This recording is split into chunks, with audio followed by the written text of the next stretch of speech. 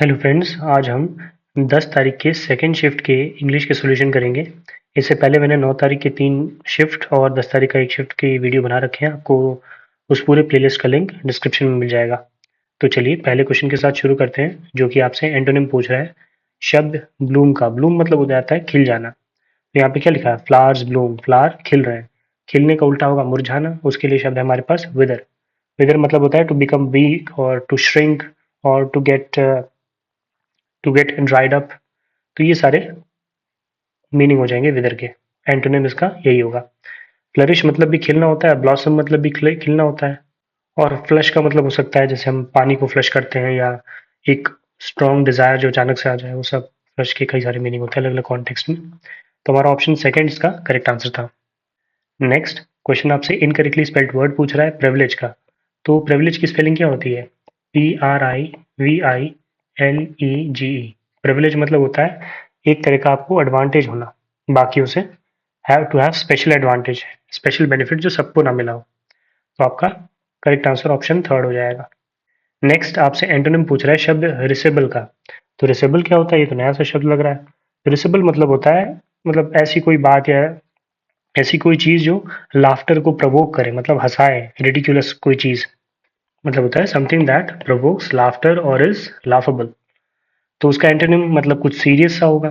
तो option third आपका देख सकते हैं आप, सीरियस। इसका मतलब होता है गंभीर। और अगर आप बाकी वर्ड्स का मतलब देखें तो गिडी मतलब होता है डिजी या excited to the point of silliness, मतलब कुछ ज्यादा ही एक्साइटेड हो रहे हैं जो कि बेवकूफी जैसी बात हो जाए। ड्रूल मतलब होता है एम्यूजिंग या ऑर्डर की या क्विर्की। या ड्राई ह्यूमर मतलब ये सिमिलर है।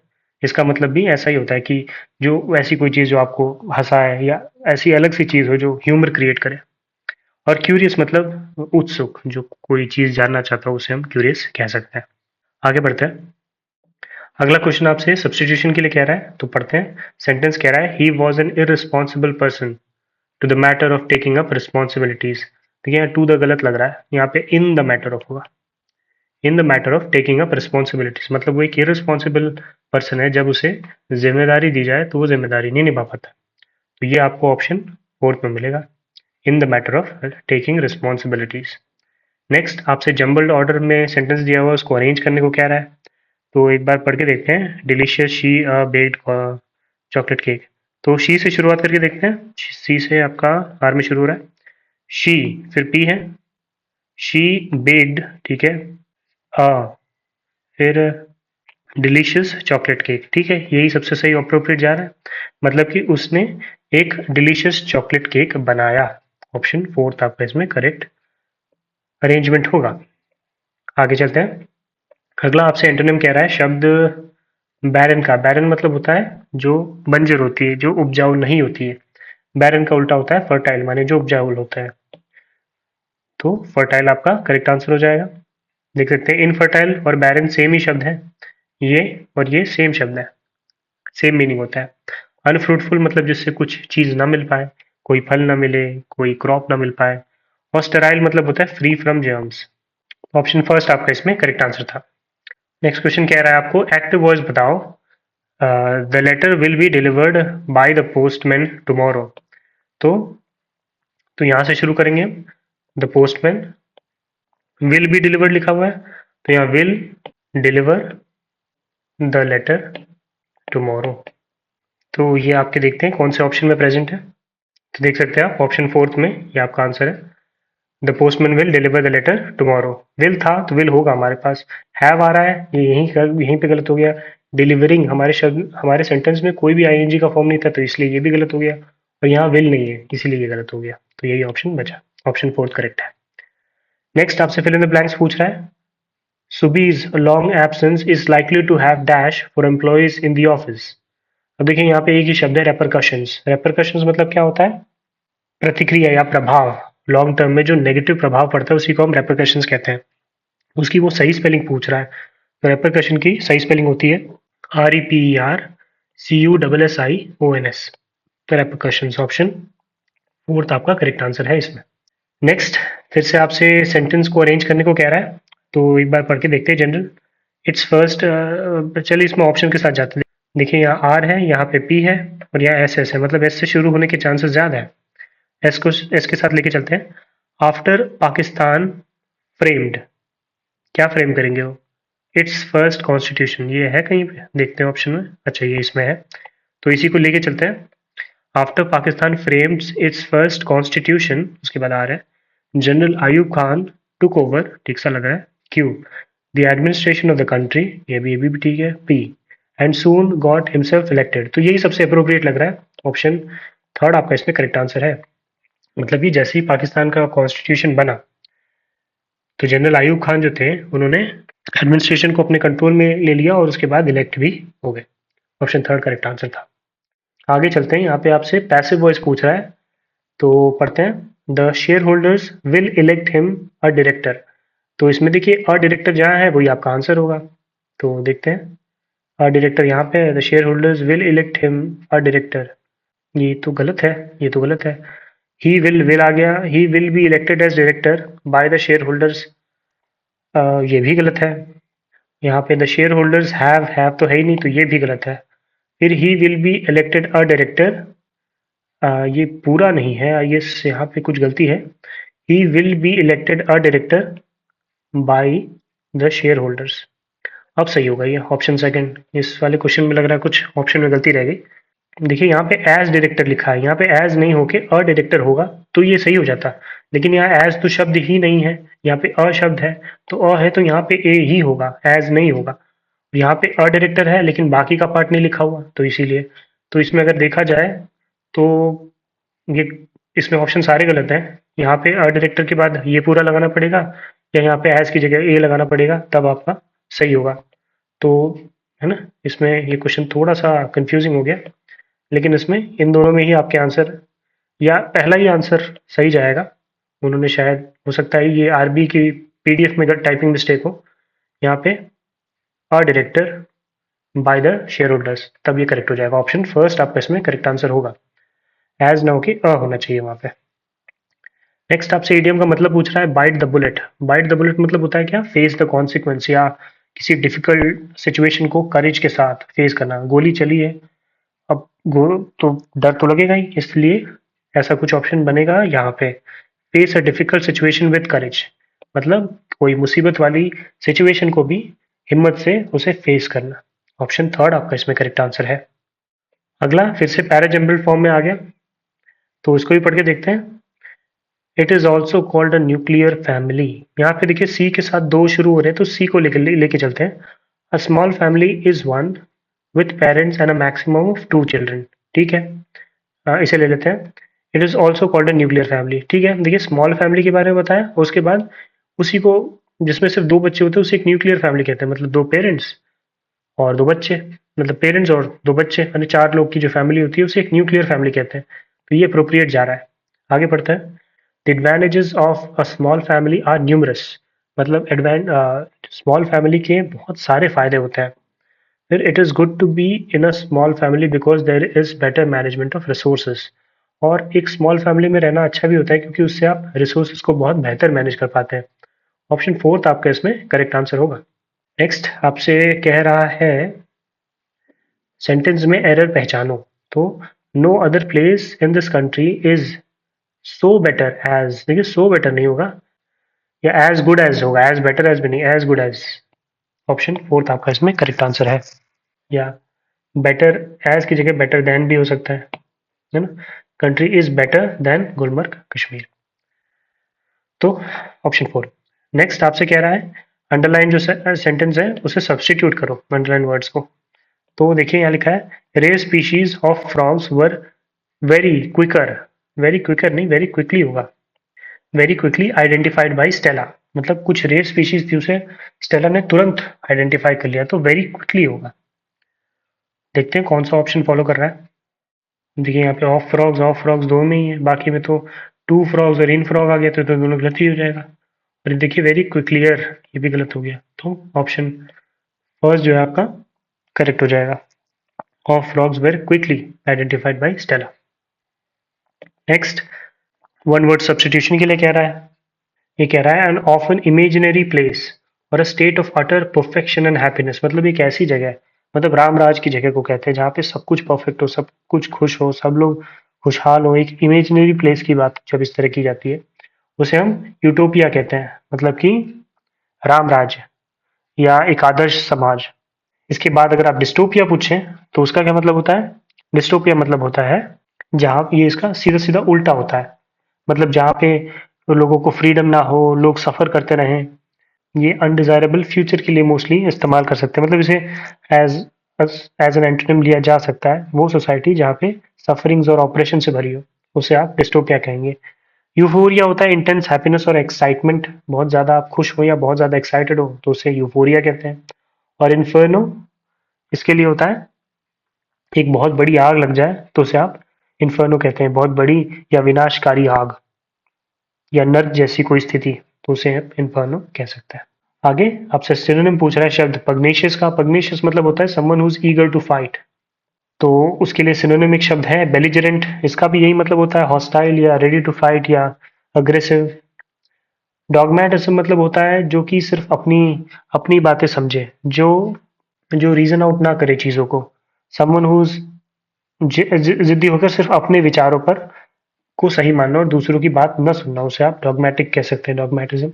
एलाई मतलब होता है एक कंट्री जो आपके देश की हेल्प करती हो, जैसे आपने एक्सेस और एलाइज वॉर सुना होगा वर्ल्ड वॉर के टाइम।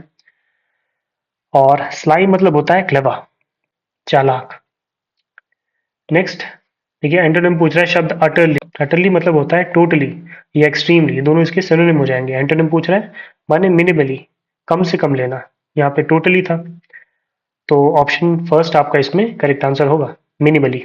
तो एक बार सेंटेंस भी पढ़ लेते हैं। Their sporting achievements at the highest level are being utterly ignored, मतलब उनके जो स्पोर्टिंग अचीवमेंट थे, स्पोर्ट्स में जो उन्होंने अचीव किया था, उसे हाईएस्ट लेवल वाले लोग पूरी तरह से इग्नोर कर रहे थे। आगे चलते हैं। तो नेक्स्ट क्वेश्चन कह रहा है आपको फ्रेज का मतलब बताना है। कुक्ड योर गूस, मतलब कि your so called friends has cooked your goose. Cooked your goose का मतलब होता है टू इंटरफेयर विथ, डिसरप्ट और रूइन समवन समथिंग फॉर समवन, मतलब किसी चीज में इंटरफेयर करके किसी को पूरी तरह से, मतलब पूरी तरह से उसे फेलियर की तरफ ले जाना या उसे पूरा उसके चांसेस पूरे खत्म कर देना। मतलब यहाँ पे सेंटेंस ये कह रहा है कि जो तुम्हारे दोस्त है उसी ने तुम्हारी लूटिया डुबा दी, उस तरह का कोई सेंटेंस आ रहा है। तो ऑप्शन फर्स्ट आपका इसमें करेक्ट आंसर था। अगला आपसे फिर से एरर्स को स्पॉट करने को कह रहा है, पढ़ते हैं। Our family is planning a trip to Europe next summer where we should, देखिए शुड यहाँ गलत है, should visit several famous landmarks and enjoy local cuisines. Where we would होगा, मतलब जहां पर हम जाकर बहुत सारे फेमस लैंडमार्क को देखेंगे और लोकल क्यूजीन एंजॉय करेंगे। शुड मतलब करना ही है, वुड मतलब करेंगे, इसीलिए वुड यहाँ पे होगा। तो ये जहाँ है वहां पे गलती है, ये है आपका सेकंड में गलती। नेक्स्ट आपसे सिनोनिम पूछ रहा है शब्द स्टेशनरी। स्टेशनरी मतलब जो किसी जगह पे रुका रहे। स्टेशनरी विद एन ए होता है कहीं रुका रहे, स्टेशनरी विद एन ई होता है जो आपके पेन पेंसिल वाले सामान है उसे कहते हैं। तो यहाँ पे हो जाएगा स्टिल। स्टिल मतलब भी रुका हुआ और स्टेशनरी मतलब भी रुका हुआ। पोर्टेबल मतलब जो एक जगह से दूसरी जगह जाए। मोटल मतलब भी वही होता है। और स्विंडल मतलब होता है टू चीट और to do fraud with someone, मतलब कि किसी को धोखा देना, किस चीज में, पैसे के मामले में या सामान के मामले में। अब इसके बाद हम चलते हैं पैसेज पे। तो यहाँ से हमारा पैसेज शुरू है, पढ़ते हैं। Americans have been arguing about pandemic dash for 2 years and the debate is particularly fraught among parents of small children for good reasons। अब यहाँ पे ये समझाना ही चाहता है कि जो अमेरिकन्स थे वो आर्ग्यू कर रहे हैं किस बारे में, पैंडेमिक के बारे में। तो पैंडेमिक के क्या टाइम क्या हुआ था, रिस्ट्रिक्शंस हुए थे, तो पैंडेमिक के रिस्ट्रिक्शंस। तो Americans have been arguing about pandemic. अब हम दूसरे वाले पीडीएफ पे चलते हैं, यहाँ ऑप्शन देखने के लिए बार बार नीचे जाना पड़ेगा। तो यहाँ से पढ़ते हैं, ये वाला पीडीएफ बेहतर है, इसमें आपको ऑप्शन इजीली दिख जाएंगे, उसमें ऊपर नीचे हो रहा था। तो Americans have been arguing about pandemic dash for 2 years। तो पैंडेमिक के वक्त क्या हुआ था, पैंडेमिक के वक्त लोगों को घर में रहने की हिदायत दी गई थी, वहां पे कुछ रिस्ट्रिक्शंस थे, restrictions for 2 years and the debate is particularly fraught. Fraught माने अनप्लीजेंट होता है, among parents of small children for good reason.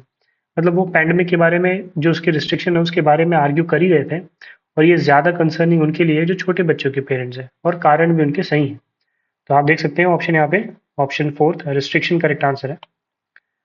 अब अगले पे चलते हैं, आगे बढ़ते हैं। इसमें कह रहा है while dash such as masking and isolation means temporary discomfort और इनकन्वीनियंस फॉर मोस्ट पीपल। देखिए वाइल डैश, ये अलग अलग तरीके क्या है, पैंडेमिक के टाइम हमें कुछ हिदायतें हमें कुछ हिदायत लेनी थी, हमें कुछ मेजर्स लेके रखने थे जिससे कि हम बच सके। तो यहाँ पे होगा मेजर्स। सेंस भी वैसा ही आ रहा है, देख सकते हैं आप ऑप्शंस में। ब्रांडिंग जैसा कुछ है नहीं, मॉडल्स भी नहीं है, स्लगिशनेस मतलब लेजीनेस जैसा कुछ होता है। तो इसीलिए ऑप्शन फर्स्ट आपका इसमें करेक्ट आंसर होगा। मतलब पैंडेमिक के वक्त लोग किस तरह के मास्क पहनने का मेजर ले रहे थे, आइसोलेट रह रहे थे। ये कुछ तरह का टेम्पररी डिस्कम्फर्ट या इनकन्वीनियंस लोगों को प्रोवाइड कर रहा था। Their dash for still developing young children are more mysterious। यहाँ पे कुछ इफेक्ट्स जैसा कुछ लग रहा है, अगले में देखते हैं। तो देयर क्या देख सकते हैं हम यहाँ पे, देयर मार्जिनलाइजेशन नहीं, देयर डिसअप्रूवल नहीं, हम इफेक्ट्स जैसा कुछ समझ रहे थे ना। देयर कॉन्सिक्वेंसेस, देखिए ये सिनोनिम है इफेक्ट का। उनके असर, मतलब ये जो मास्किंग है या आइसोलेशन है, ये लोगों में तो टेम्परेरी डिस्कम्फर्ट दे ही रहा था, लेकिन जो स्टिल डेवलपिंग यंग चिल्ड्रन है, जो छोटे बच्चे हैं, उनके लिए जो कॉन्सिक्वेंसेस थे वो काफ़ी मिस्टीरियस थे and possibly more significant and lasting, और ज़्यादा सिग्निफिकेंट मतलब ज़्यादा असरदार और ज़्यादा समय तक असर करने वाली थे। तो ऑप्शन थर्ड आपका इसमें, थर्ड ऑप्शन में करेक्ट था। आगे पढ़ते हैं, तो 24th में पढ़ते हैं, चिल्ड्रन विथ स्पीच और language disorders offer perhaps the dash example of these murky trade-offs। Murky मतलब होता है डार्क या अनप्लीजेंट या डर्टी, मतलब डर्टी ट्रेड ऑफ्स, मतलब ये अलग अलग तरह के जो मेजर्स थे वो गलत तरह के प्रैक्टिसेस थे। अब यहाँ पे लिखा है चिल्ड्रन विद स्पीच और लैंग्वेज डिसऑर्डर, मतलब जो बच्चे वैसे थे जिनको बोलने में या किसी तरह की भाषा से संबंधित शिकायतें थी। Offer perhaps the dash example of these murky, मतलब वो साफ साफ एग्जाम्पल है कि बच्चों को प्रॉब्लम हो रही थी। साफ साफ मतलब कि स्पष्ट चीजें के बारे में कोई सेंस आ रहा है। अगर हम देखते हैं ऑप्शंस में, तो देखिए यहाँ आ रहा है इनडिस्टेंट, नेब्यूलस, वेग, वेग अनक्लियर होता है, इनडिस्टेंस बहुत दूर की चीज के बारे में, ये नेब्यूलस क्लाउडी या हेजी होता है कुछ, ये क्लियरेस्ट, ये सबसे अप्रोप्रिएट ऑप्शन बनेगा 24th के लिए। तो ऑप्शन फोर्थ आपका करेक्ट आंसर है। ये जो बच्चे हैं जिनको लैंग्वेज डिसऑर्डर है वो सबसे ज्यादा इस चीज से इफेक्ट हो रहे थे, ये क्लियर एग्जांपल्स थे उसके, इसलिए ऑप्शन थर्ड आपका इसमें करेक्ट आंसर होगा। और अब चलते हैं अपने लास्ट प्रश्न पे, तो लास्ट पढ़ते हैं। इसमें लिखा है pandemic restrictions vary by state, county and school district, but I spoke with the parents in California, New York, Massachusetts, Washington, New Jersey, Iowa and Maryland, who said their children's speech therapy has been dash first by the loss in person therapy and then by masking requirements in place that have them। तो देखिए यहाँ पे बताया जा रहा है कि pandemic restriction जो थे वो अलग अलग कंट्री या अलग अलग काउंटी में, स्टेट में, डिस्ट्रिक्ट में अलग अलग थे, लेकिन जो ये यहाँ पे स्पीकर है उसने कैलिफोर्निया के लोगों से, न्यूयॉर्क के, मैसाचुसेट्स के, वॉशिंगटन के, न्यू जर्सी और अलग अलग जगह के लोगों से बात की, और उन्होंने क्या बताया, who said their children's speech therapy has been, कुछ ना कुछ यहाँ नेगेटिव सेंटेंस आ रहा है। First by loss in person therapy, मतलब पहले तो वो हैम्पर इसलिए हुई क्योंकि इन पर्सन थेरेपी नहीं मिली, दूसरा मास्क वाले रिक्वायरमेंट्स आ गए इसलिए, इस तरह की चीज़ें उनके बच्चों पे असर पड़ा, मतलब नेगेटिव एक वर्ड हमें यहाँ पे चाहिए। तो आप देख सकते हैं यहाँ नॉर्मलाइज्ड माने चीज़ें सही हो जाएं, ये पॉजिटिव वर्ड है। मेजर्ड मतलब चीज़ों को नापना, ये भी न्यूट्रल सा वर्ड लग रहा है। रेगुलेटेड भी एक पॉजिटिव वर्ड है। यहाँ पे डिसरप्टेड मतलब कि चीज़ें बिगड़ जाना, बिगड़ क्यों रही थी, पैंडेमिक की वजह से बिगड़ रही थी, इसलिए ऑप्शन सेकंड आपका इसमें करेक्ट आंसर होगा। तो उम्मीद करता हूँ ये वीडियो भी आपके लिए हेल्पफुल रहा होगा। बाकी ऐसे ही हम इस सीरीज़ को कंटिन्यू रखेंगे। पुराने जो वीडियोस बने उन उसके प्लेलिस्ट का लिंक डिस्क्रिप्शन में दे दिया गया है। वीडियो के साथ यहाँ तक बने रहने के लिए बहुत बहुत धन्यवाद।